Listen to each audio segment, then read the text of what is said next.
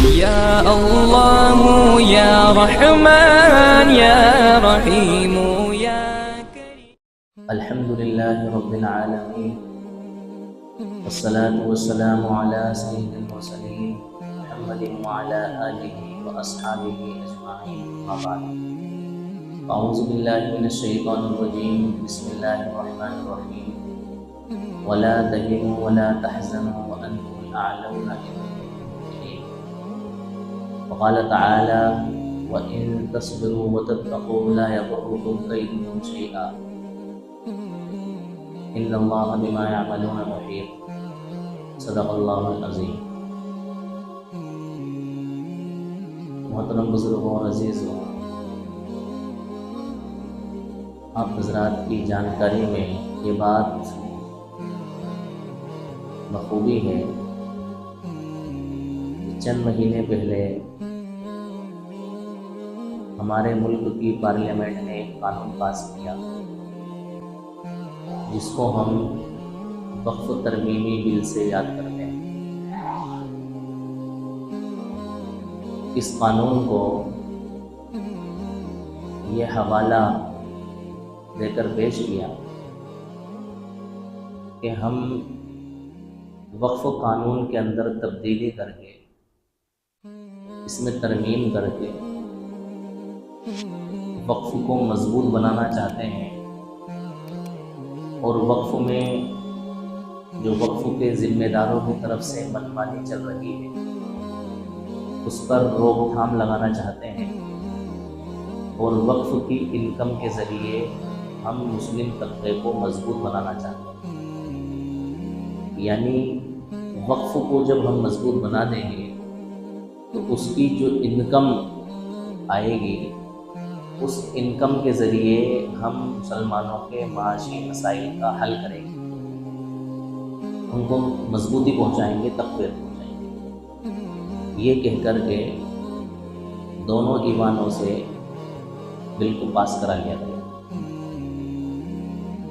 حالانکہ جس وقت بل پیش کیا جا رہا تھا، اپوزیشن کی طرف سے بھی اس کی مخالفت کی گئی، مسلمانوں کی طرف سے بھی اس کی مخالفت کی گئی، مسلم تنظیموں کی طرف سے بھی اس کی مخالفت کی گئی، اور اس ملک میں جو سیکولر طبقہ رہتا ہے اس کی طرف سے بھی اس کی مخالفت کی گئی۔ لیکن اس کے باوجود ہوا وہی جو وقت کا فرعون چاہتا تھا۔ اس بل کے پاس ہو جانے کے بعد ہم لوگوں نے اس بل کی مخالفت کے لیے ای میل بھاری تعداد میں بھیج کر کے اس کی مخالفت درج کرائی۔ اس کے علاوہ مسلم پرسنل لا بورڈ کے ممبران جے پی سی سے ملے۔ اس کے علاوہ جنتر منتر پر بھاری تعداد میں دوسرے برادران وطن کو لے کر کے احتجاج درج کرایا گیا، اس بل کی مخالفت کی گئی۔ لیکن مخالفت کے باوجود بل کو پاس کر لیا گیا۔ یہ آپ کیمرہ چالو کرا دیں پھر۔ اچھا اب میں تھوڑا سا تشریح میں مبتلا ہو گیا۔ تو ان سب کے باوجود بل کیا کر لیا گیا؟ پاس کر لیا گیا۔ پھر مسلم پرسنل لا بورڈ نے عدالت عظمیٰ کا دروازہ کھٹکھٹایا، جس کو ہم سپریم کورٹ کہتے ہیں۔ اردو میں پیارا لفظ استعمال ہوتا ہے اس کے لیے، عدالت عظمیٰ، یعنی سب سے بڑی عدالت۔ تو ابھی 15 ستمبر کو عدالت عظمیٰ کا فیصلہ آیا، جو کہ تسلی بخش نہیں، مایوس کن فیصلہ ہے۔ کچھ چیزیں، کچھ فیصلے دو چار عدالت عظمیٰ نے اس طرح کے دیے ہیں جن سے ہمیں تھوڑی بہت راحت ملی، وہ بھی کلی طور پر، واضح طور پر ان فیصلوں کو ایسا نہیں دیا گیا کہ جس سے ان سے بھی ہمیں کیا مل سکے؟ راحت اور تسلی مل سکے۔ تو مسلم تنظیمیں، خصوصاً ہمارا بہت ہی ذمہ دار بورڈ مسلم پرسنل لا، اس کے لیے شروع دن سے کوشاں ہیں، مہمیں چلا رہا ہے، طرح طرح کے احتجاج کیا. آپ نے دیکھا ہوگا کالی پٹی باندھ کے احتجاج کیا، لوگوں نے زنجیریں بنا کے احتجاج کیے، اور مختلف طریقوں سے جس طرح سے پرامن احتجاج اور دھرنا پردرشن ہو سکتا تھا وہ تمام کے تمام راستے مسلم پرسنل لا کی قیادت میں مسلم نمائندوں نے کیے. اب مسلم پرسنل لا بورڈ کی وقف بچاؤ مہم 1 ستمبر سے شروع ہو چکی ہے. مختلف ملک کے مختلف حصوں میں، مختلف علاقوں میں، اور مسلم پرسنل لا کی طرف سے وہ گائیڈ لائن اور وہ روڈ میپ بھی آ چکا ہے جو انشاءاللہ جلدی آپ لوگوں تک پہنچ جائے گا کہ کس طرح سے ہمیں اس قانون کے خلاف احتجاج کرنا ہے، اور اس وقت تک ہمیں اس قانون کی مخالفت کرتے رہنا ہے جب تک کہ حکومت اس کالے قانون کو واپس نہ لے. یہ قانون مسلمانوں کے حق میں نہیں بلکہ سراسر مسلمانوں کے خلاف.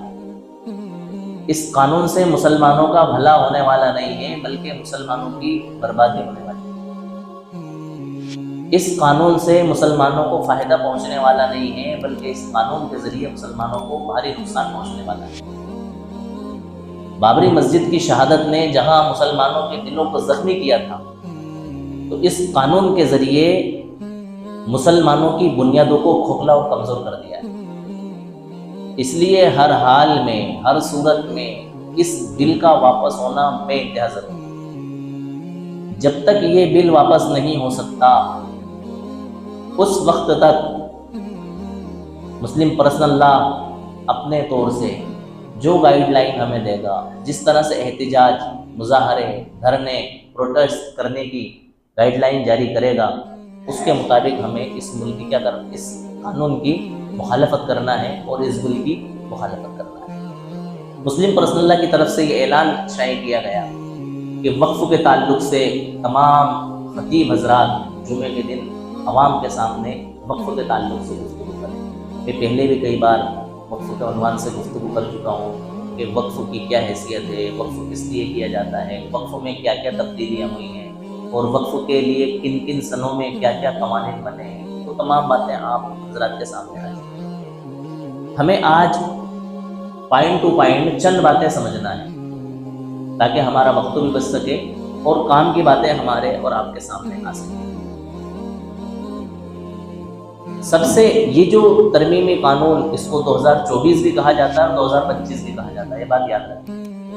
وقف ترمیمی بل 2024 یا وقف ترمیمی بل 2025 دونوں طرح کی باتیں اس کے بارے میں مشہور ہیں. لیکن یہ بل جس وقت پیش کیا گیا تھا اس وقت 2024 تھا، تو اس لحاظ سے اس بل کو وقف ترمیمی بل 2024 کہتے ہیں. اور جب یہ بل پاس کیا گیا اس وقت 2025 تھا، اس لحاظ سے اس کو وقف ترمیمی بل 2025 بھی کہا جاتا ہے. تو اس سے پہلے جو وقف بل پاس کیا گیا تھا وہ 2013 کے اندر، اس وقف کے لحاظ، اس ترمیمی بل کے لحاظ سے وقف کافی حد تک مضبوط تھا. بہت ساری کمیاں اور خامیاں اس کے اندر تھیں، اس سے انکار نہیں کیا جا سکتا. جو کچھ فوائد مسلمانوں کو وقف قانون کے تعلق سے حاصل ہونا چاہیے تھے وہ پورے اس سے بھی حاصل نہیں ہو پا رہے تھے، لیکن پھر بھی کافی حد تک وہ قانون کیا تھا. لیکن وقف ترمیمی بل 2025 جب پاس ہوا تو اس کے اندر 40 ایسی ترمیمات، ایسی تبدیلیاں، ایسی دفعات لائی گئی ہیں جس کی وجہ سے وقف بل، وقف قانون ایک کھلونا اور کمزور سا بن کر کے رہ جاتا ہے اور وقف کو دھیرے دھیرے ہڑپا جا سکتا ہے اور اس کو ختم کیا جا سکتا ہے. جیسا کہ میں نے شروع میں بتایا تھا، حالانکہ اس ترمیم اور اس دفعہ کو عدالت نے نافذ کرنے سے منع کر دیا، اس قانون کے اوپر روک لگا دی. وہ دفعہ یہ تھی کہ وقف ترمیمی بل 2025 میں ضلع کلکٹر کو یہ حق دیا گیا تھا کہ وہ جس پراپرٹی کو وقف کی پراپرٹی کہتے وہ وقف کی پراپرٹی ہوگی، اور جس پراپرٹی کے بارے میں یہ کہتے کہ یہ وقف کی پراپرٹی نہیں ہے تو وہ وقف سے کیا ہو جائے گی، خارج ہو جائے گی. یعنی کلکٹر کو منمانی کرنے کا حکم دیا گیا تھا. ابھی 15 ستمبر کو جو فیصلہ آیا ہے، عدالت نے اس میں صاف کہہ دیا ہے کہ کلکٹر منمانی نہیں کر سکتا، نہ سرکاری ریکارڈ میں کوئی دخل اندازی کی جا سکتی ہے، نہ وقف بورڈ کے اندر وقف کو لے کر کے جب تک کہ حتمی فیصلہ نہ آ جائے اس وقت تک کوئی تبدیلی نہیں کی جا سکتی۔ تو یہاں تو ہمیں کسی صورت میں ایک راحت ملی۔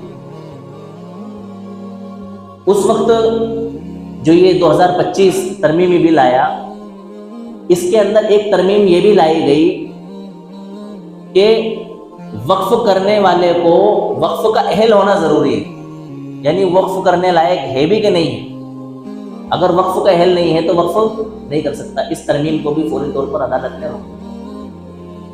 اسی طرح سے ایک ترمیم یہ لائی گئی تھی کہ جس کو وقف کرنا ہے کم سے کم اس کا 5 سال پرانا مسلم ہونا اور اسلام پر عمل پیرا ہونا ضروری ہے۔ اس ترمیم پر بھی عدالت عظمیٰ نے، سپریم کورٹ نے روک لگا دی کہ ایسا نہیں ہوگا، بلکہ جو چاہے کیا کر سکتا ہے، وقف کر سکتا ہے۔ تو یہ کچھ راحتیں ہلکی پھلکی ہمیں ملی، لیکن ابھی بہت سارا گھپلہ اس ترمیمی بل کے اندر باقی ہے۔ اس کے بارے میں واقف ہونا اور جاگروک ہونا بے انتہا ضروری ہے۔ اسی طرح ایک دفعہ اس طرح کی لائی گئی تھی کہ مرکزی وقف بورڈ کی جو کمیٹی ہوگی اس کے اندر 22 ممبر ہوتے ہیں، تو اس کے اندر تقریباً 13 یا 11 غیر مسلم ممبر ہوتے ہیں۔ بورڈ نے اس کے اوپر بھی پابندی لگائی ہے کہ زیادہ سے زیادہ 4 ممبر اس کے اندر شریک ہو سکتے ہیں، اور مرکزی ریاستی وقف بورڈ کمیٹی جو ہوتی ہے اس کے اندر 11 ممبر ہوتے ہیں، تو اس میں زیادہ سے زیادہ 3 یا 2 غیر مسلم ممبر شریک ہو سکتے ہیں، اس سے زیادہ کو اس کی اجازت نہیں ہے۔ حالانکہ یہ بھی غلط ہے بھائی، ہندوؤں کا اپنا ایک اوقاف چلتا ہے، ان کا اپنا ایک بورڈ ہے، جینوں کا اپنا ایک بورڈ ہے، پارسیوں کا اپنا ایک بورڈ ہے، سکھوں کا اپنا ایک بورڈ ہے۔ ان تمام کے اندر جب مسلم ممبران نہیں ہے، مسلم ارکان نہیں ہے، مسلم ذمہ داران نہیں ہے، تو مسلمانوں کا بھی اپنا ایک پرسنل میٹر ہے، ایک پرسنل اپنا بورڈ ہے۔ اس کے اندر غیر مسلموں کی شرکت کسی طرح سے سمجھ میں نہیں۔ یہ مسلم سماج، مسلم برادری اور مسلم پرسنل لا بورڈ کی سمجھ سے کیا ہے، باہر، یہ منمانی ہے۔ تو ایک ترمیم ہلکی پھلکی اس کے اندر راحت یہ دی ہے کہ بہت زیادہ ممبر شریک ہونے کے بجائے محدود تعداد کے اندر کیا ہوں گے، غیر مسلم ممبر شریک ہوں گے، جو کہ ہمیں منظور نہیں ہے۔ بھائی ہمارے بورڈ میں غیر مسلموں کا کام کیا ہے؟ ہمارے اوقاف کی کمیٹی میں غیر مسلموں کا کام ہے کیا؟ وہ کیا جانتے ہیں اوقاف کے بارے میں؟ تو کسی حد تک عدالت عظمیٰ کا یہ فیصلہ بھی بالکل ٹھیک نہیں۔ تو میں یہ کہہ رہا تھا کہ وقف کے اندر جو کمیاں رہ گئی ہیں، ان کمیوں میں سے سب سے بڑی کمی یہ ہے، آپ نے سنا ہوگا وقف بائی یوزر۔ وقف بائی یوزر، اس فیصلے پر عدالت عظمیٰ نے اس دفعہ پر، اس ترمیم پر کوئی فیصلہ نہیں سنایا، بلکہ اس کو جو کا تو باقی رکھا۔ اب ہے کس بلا کا نام یہ وقف بائی یوزر؟ وقف بائی یوزر اس وقف کو کہا جاتا ہے جس وقف کو مسلمان برسوں سے استعمال کرتے آ رہے ہیں، لیکن وہ وقف اوقاف کی حیثیت سے، وقف کی حیثیت سے نہ تو وقف بورڈ کے اندر رجسٹرڈ ہے اور نہ ہی سرکاری ریکارڈ کے اندر رجسٹرڈ ہے۔ اس کو کیا کہا جاتا ہے؟ وقف بائی یوزر۔ ہم یہ چاہتے تھے کہ یہ جو 40 ترمیمات حکومت نے وقف بل کے اندر تبدیلی لانے کے لیے پیش کی ہیں، ان 40 کی 40 کو خارج کیا جائے اور ہمارا جو وقف ایک 2013 ہے اس کو بحال کیا جائے، اس کو جو کا تو رکھا جائے، ہمیں کچھ نہیں چاہیے۔ ہماری صرف اتنی سی منشا اور اتنی سی چاہت۔ لیکن حکومت نے 40 ترمیمات لا کر کے مسلمانوں کو اس بات پر مجبور کیا کہ وہ سپریم کورٹ کا رخ کریں۔ اب جب سپریم کورٹ کا رخ ہم نے کیا تو ان 40 ترمیمات میں سے صرف 3-4 ترمیمات پر عدالت نے سنوائی کی اور ان فیصلوں کو رد کیا جو میں نے ابھی آپ کے سامنے ظاہر کیے، بقیہ کو ویسا کا ویسا باقی رکھ دیا اور اس فیصلے کو کیا کر دیا؟ اب آپ اندازہ لگائیں، اس ملک کے اندر تقریباً 1000 سال تک مسلم حکمرانوں کا سورج غروب نہیں، 1 سال تک مسلم حکمرانوں نے حکومت کی۔ مسلم حکمران دعوت اسلام کے تعلق میں، یعنی اسلام کی دعوت کو نشر کرنے میں، اس کو پھیلانے میں تو کامیاب نہ ہو سکے جتنا ہونا چاہیے تھا، لیکن ان مسلم حکمرانوں نے اپنی مسلم رعایا کے لیے بے شمار جائیدادیں وقف کی، قبرستان وقف کیے، عیدگاہیں وقف کی، درگاہیں کے لیے جگہیں وقف کی، اور امام باڑوں کے لیے جگہیں وقف کی، مسجدوں کے لیے جگہیں وقف کی، یتیم خانوں کے لیے جگہیں وقف کی، مسافر خانوں کے لیے جگہیں وقف کی، اور بے شمار جگہیں ان مسلم حکمرانوں نے وقف کی۔ اور صرف مسلم حکمرانوں نے ہی نہیں بلکہ غیر مسلم راجا مہاراجاؤں نے اپنی مسلم رعایا کے لیے قبرستان کی جگہیں دان کی، وقف کی۔ اسی کے ساتھ انہوں نے نماز پڑھنے کے لیے، مسجد بنانے کے لیے جگہ وقف کی، عید کی نماز پڑھنے کے لیے عیدگاہ کی جگہ وقف کی، اور جو دوسری اسلامی ضرورتیں ہو سکتی ہیں ان اسلامی ضرورتوں کے لیے ان غیر مسلم راجا مہاراجاؤں نے کیا کی؟ جگہیں وقف کی۔ یہ وہ جگہیں ہیں جو کہ مسلمانوں کے لیے وقف کی گئی ہیں، اور برسہ برس سے مسلمان ان جگہوں سے فائدہ اٹھا رہے ہیں سموہک مجموعی طور پر۔ لیکن یہ جگہیں وقف بورڈ میں وقف کی حیثیت سے ریکارڈ نہیں، یہ جگہیں حکومت میں رجسٹرڈ نہیں ہیں وقف کے لحاظ سے۔ اب آپ بتائیں، وقف بائی یوزر اگر ختم کر دیا جائے اور یہ کہہ دیا جائے کہ ہم اسی جگہ کو وقف کی جگہ مانیں گے جو وقف بورڈ میں وقف کی حیثیت سے درج ہے یا جو سرکاری ریکارڈ میں وقف کی حیثیت سے رجسٹرڈ ہے، تو وہ جگہیں جن کا ریکارڈ وقف بورڈ کے پاس نہیں ہے یا حکومت کے پاس رجسٹرڈ نہیں ہے، وہ جگہیں وقف کی ملکیت سے کیا ہو جائیں گی؟ یہ لاکھوں کروڑوں کی تعداد میں ایسی جگہیں ہمارے پاس موجود ہیں، اتنی بڑی سمپتی اور اتنا بڑا وقف ہمارے پاس موجود تھا کہ اس میں سے آدھے سے زیادہ وقف حکومت کے قبضے میں ہے اور ہمارے برادران وطن کے قبضے میں، اور آدھا دھودا جو وقف ہمارے پاس میں بچا تھا اس آدھے دھودے وقف پر ناجائز قبضے ہیں۔ خود ہمارے اپنے لوگوں نے قبرستان کی جگہوں کو پراپرٹی اور جب زمینوں کا لین دین کیا انہوں نے یا پلاٹ وغیرہ کاٹے، اس میں قبرستان کی جگہوں کو انہوں نے بیچ دیا، ختم کر دیا۔ اور وہ اوقاف جو کسی طرح سے بچے ہوئے ہیں ان کی اتنی خستہ حالت ہے، اتنی کمزور حالت ہے کہ جن جگہوں کا کرایہ 5,000 10,000 15,000 20,000 ہونا چاہیے تھا، ان جگہوں کا کرایہ 100 روپے 50 روپے 10 روپے 100 روپے تک۔ جامع مسجد بھوپال کے پاس میں بے شمار اوقاف کی جگہ ہے، اس اوقاف کی جگہ کا آج بھی 10 روپے کرایہ ہے، 50 روپے کرایہ، 20 روپے کرایہ۔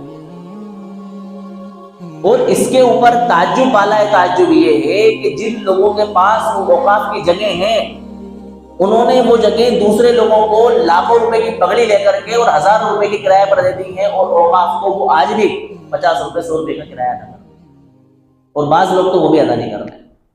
اس طرح سے ہمارا وقف کیا ہو چکا ہے؟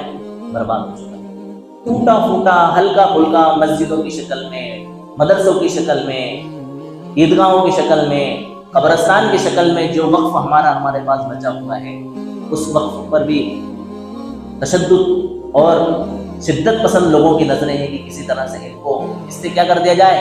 بیزار کر دیا۔ اصل میں رونا یہ ہے کہ تقریباً 100 سالوں سے اس بات کی محنت اور کوشش چل رہی ہے کہ کسی طرح سے مسلمانوں کو ہندو بنا لیا جائے اور ان کو گھر واپسی کا راستہ دکھایا جائے، جس کو انہوں نے نام دیا کیا؟ گھر واپسی۔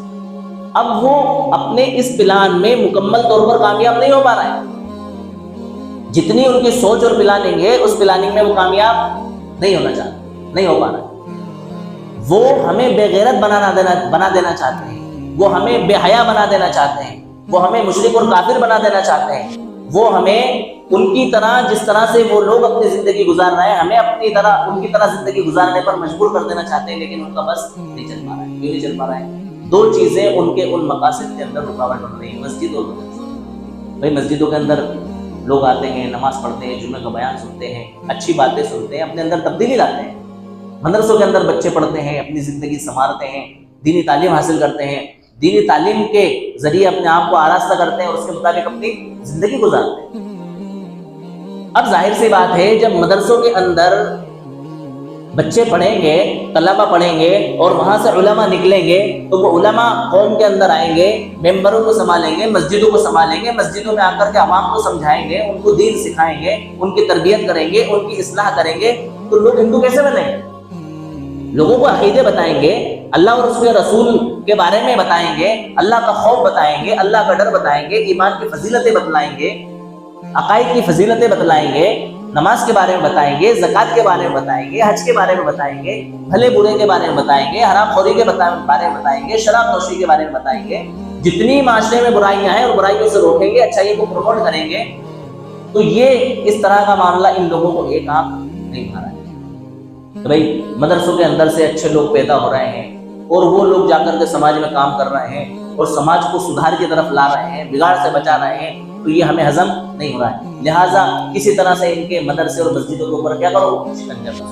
تو اس کے لیے قانون کی آڑ میں ایک چور دروازہ لاؤ، جس چور دروازے کے ذریعے ان راستوں کو کیا کرو، بند کرو. ہر کسی مسجد کو مشکوک کر دو کہ بھائی اس مسجد کا رجسٹرڈ نہیں ہے، یہ مسجد رجسٹرڈ نہیں ہے، وقف بورڈ کے پاس اس مسجد کے اوقاف کی جگہ ہونے کا کوئی ریکارڈ نہیں ہے، سرکار کے پاس اس مسجد کے وقف ہونے کا کوئی ریکارڈ موجود نہیں ہے، لہٰذا یہ سمپتی ہے، اس کو کیا کرنا ہے، زمین دوست کر